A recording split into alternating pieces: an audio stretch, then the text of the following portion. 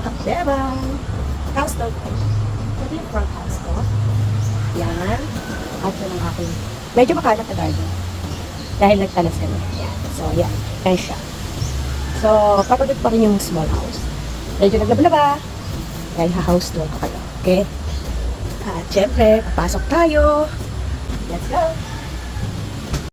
Pasok na tayo. Syempre, chinelas. Chinelas. Medyo mahangin. Kaya sa tayo ng ito is bago. Mga ilang months na lang to. Pinapalitan ko, hindi siya, yung dati, inalis ko. Kasi ayaw ko lang ng kahoy. Medyo maraming problema. So, ito yung indoor. Ito yung aking parang ali-ali ba. At ito naman ang aking sala. Yan. So, yung sofa ko, yung mga furnitures, except this. Kasi yan, dati ko pang, nabili. Mga, na yan, 30 years na siguro yan. So, ito mga to, yan. Ito is, pinasadya ko yan. Tsaka itong cabinet. Pero iba-iba yung gumawa niyan. Mostly yung aking, yung sofa, yung kama, yun ang isang company lang. So, ito yung aking salon or sala. Yan. Yan. Tapos, andito na yung table. Dining table. Wala ako talagang dining area. Yung pinaka-dining area ko is a kitchen na. So, ito na yung aking sala. So, exclusive lang ito sa mga bisita talaga. And then, meron CR dito. Itong side na to is CR to. So, ito yung CR. Ito natin ang light. Okay naman siya. Ito naman tayo sa kitchen. Ito, may magindabid ako dito, which is bawal daw yan. Bawal daw kasi apakan. Hindi ko alam. Kaya sorry naman. So, ito na lang. Nung umuwi lang ako, bumili ng display cabinet na yan. Kasi gusto ko sama-sama yung aking mga collections. So, ito naman ang aking kitchen. Yan. Simple lang ang kitchen ko. Siyempre team ko is laging black, white, and gray. Yan. Meron ako dito pantry cabinet. Itong flower na to kasi, binili ng mother ko. Hindi ko siya pwedeng alisin. At dito ko siya inilagay. Ito kasing table na to, console table na to is nakalagay doon. Dati sa may display cabinet. So dito ko naman siya nilagay. With a picture of my mother. At ito ang aking kitchen. Yan. Cute ng ref ko. Mas maliit sa akin. Kasi wala namang ako ilalaman dyan kasi may ref doon sa kabilang bahay. Same lang yung pinakain namin. Yan. So, ang daming itlog. Dahil pang itlog. Yan lang. Bihira ako magluto dito. Pag ako nagluluto, dito ako nagluluto. Pag yung kuya ko, sa kabila siya nagluluto. So, yan. Mahilig ako sa mga display. Pero gusto ko, organize siya. Ayoko nung masyadong crowded. Ayoko nung parang masikip. Yan, may suman pa kami kasi nag-fiesta. Pero order yan may suman pa. Hindi pa siya sira. And then, ito yung punta sa room ko. Yan ang room ko. Floor. At itong mga frame na to, dahil nagtatrabaho ko sa Israel. Yung amo ko, si Safta. Sa kanya galing yung mga frames na yan. Nakarating dito ka, hindi nabasag. At ito yung altar ng aking mother. Kasi yung mother ko is parang madre. Kaya pinasadya ko siya ng altar na malapit sa room niya. Ito naman yung room niya. Ito yung room niya. Same lang din ang door. So, para-parehas ang door.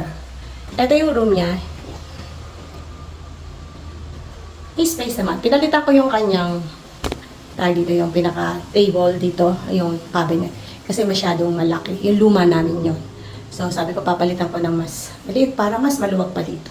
Kahit wala na siya. Gusto ko maging maaliwalas yung room niya. Yan. Ito yung tatay ko.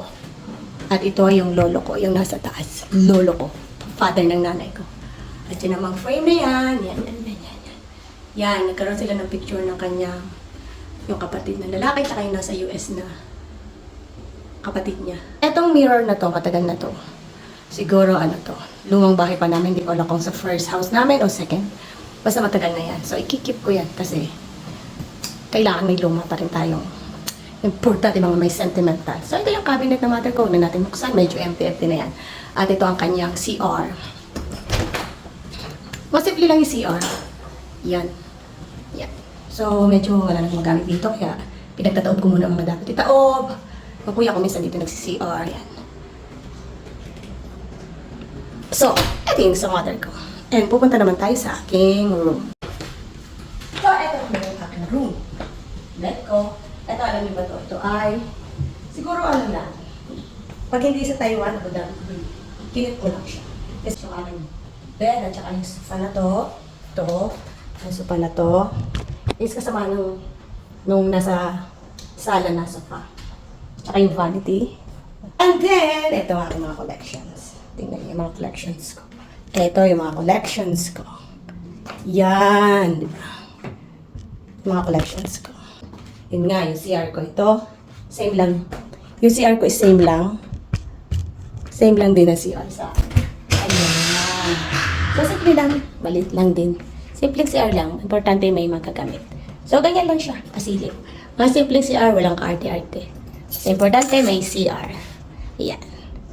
So, ito ang kabuuan ng aking kwarto. Ito pala. Pakita ko sa inyo. Meron akong my presence is very very. Yan. Panareha siya. Nalis ko muna yung tour. Ayan. Tapos handa ako. Yan, dito ako. Tapos katapat ng aking kubo. May kubo akong katapat. So, my plan is alisin to. Bubuuin ko siya. Tapos maglalagay ako ng gate. Private. Para mabilis ako makapunta dun sa may duyan kubo ko. So, for the meantime, maganda rin siyang sampayan. So, yan siya. Nakikita nyo. Yan. So, yun ang aking.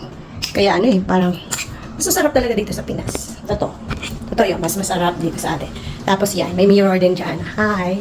So, ito naman ang aking walk-in closet. Dream ko kasi yan. Kasi noong bata pa, syempre, alam mo naman, buhay mahirap.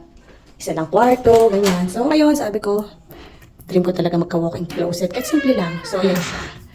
Yan. Ang dami kong closet. Magsasawa ako. Pero, since hindi pa naman ako dito nag-stay ng talagang continuous, mga ano lang yan, yung iba is yung iba kong gamit. Diyan na kasi. At saka mga nakaplastic. Kung na natin buksan. Tapos yan pa yung aking maleta. At saka aking mga sapatos. Dito ka nga nalagay. Yung mga padala na hindi ko pa naayos. So, itong, na to, salamin na to. Ano tawag doon? One way ba? One way mirror ba yun? Na pag dito may ilaw, kita ka, pagpatay sa kabila. Ay since parehas bukas, kita mo yung sarili mo, nananalamin ka lang. At eto naman yung aking, dito. Yan yung bahay ng aking camera. So yung isang pinto na yan yung aking isang exit door. Yung back door. Same pa rin yung mga pinto. Diyan lang siya. Yan. Yan, kasi mahina dito ang tubig, kaya medyo kailangan mag-ipon. Doon sa gilid yung labas. Yan. Dito, pag gusto ko magmanuan ng laba. Ito yung sinaunang washing. Bihira na mag-washing yan. Saka lang bibili ng matic. Kasi mahina tubig dito. Hindi pwede. Tsaka pag siguro pa nandito na ako, pag okay na lahat, saka. Kung tatanungin niyo ako, anong favorite place ko dito sa loob? Lahat yan, paborito ko. Siyempre. Pag bahay mo, lahat ng part, favorite mo. So, yun lang. Bye. So, yan. Hindi na kayo maliligaw sa akin bahay. So, yun lang. Basta 2 rooms lang po itong bahay ko. 2 rooms, simpleng kusina, salon. Yun. At least sa tapat yung dream ko. Diba?